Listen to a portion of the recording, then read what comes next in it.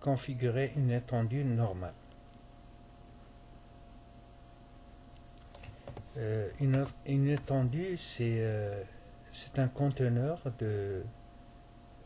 d'adresse IP et d'autres choses comme par exemple le masque sous réseau, le serveur DNS à attribuer au client, etc. Donc on va pouvoir la configurer pour qu'elle soit distribuée au client.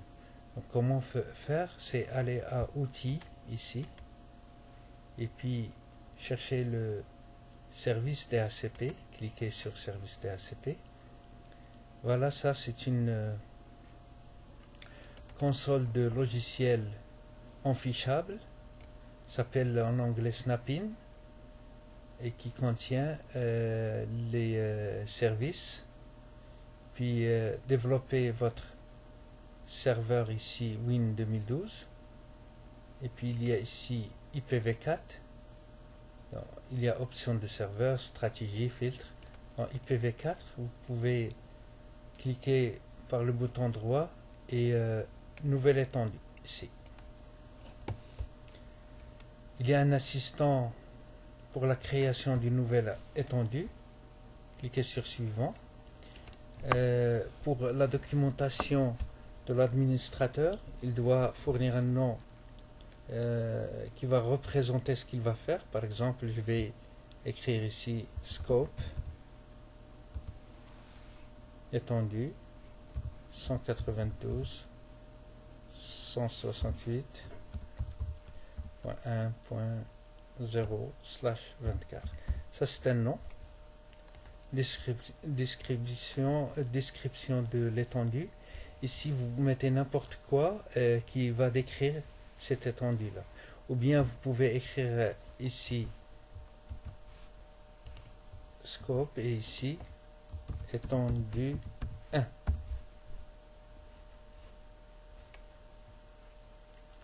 Étendue 1.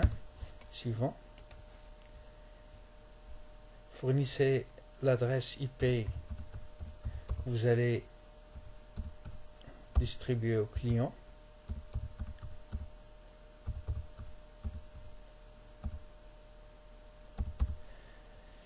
J'ai mis toutes les plages d'adresse. On peut se contenter par exemple de faire ici jusqu'à 20 ou jusqu'à 30, dépendamment de la taille de notre réseau.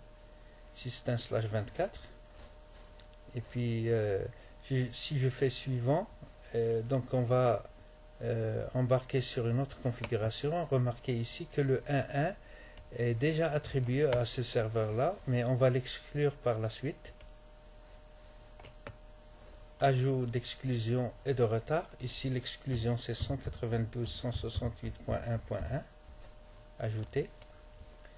Ici un retard en millisecondes, c'est-à-dire que est-ce que le serveur doit prendre un petit retard pour répondre à la demande du client ou non. On va laisser ça par défaut. Suivant. Remarquez ici que le while, qui est la durée d'attribution de la configuration IP, on est dans un réseau filaire, c'est par défaut c'est 8 jours. Pour les réseaux Wi-Fi sans fil, c'est 8 heures. Donc on va laisser ça comme ça, et puis suivant. Configuration des paramètres DHCP. Est-ce qu'on veut configurer ces paramètres maintenant, les options ou non? On peut le laisser ultérieurement, mais on va les configurer maintenant. Ça c'est le routeur, c'est-à-dire la passerelle. La passerelle, ça définit les passerelles des clients. C'est-à-dire chaque client, pour sortir sur un autre réseau, il doit passer par une passerelle. On peut mettre une passerelle,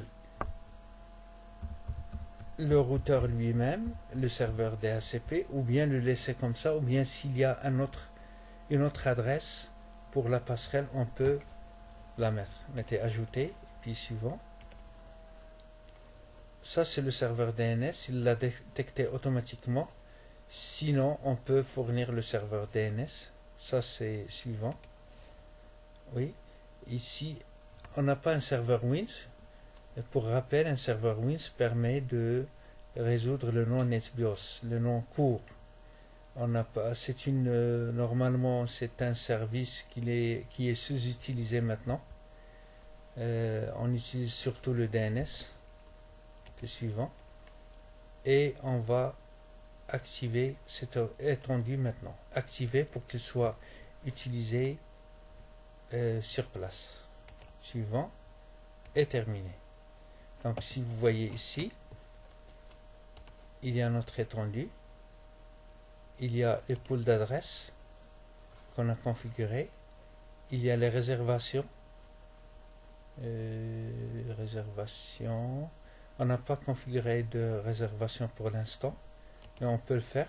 La réservation, c'est pour vous dire que on peut par exemple réserver une adresse. Regardez ici, réserver une adresse IP, si je mets par exemple 20, avec une adresse MAC d'un ordinateur spécifique.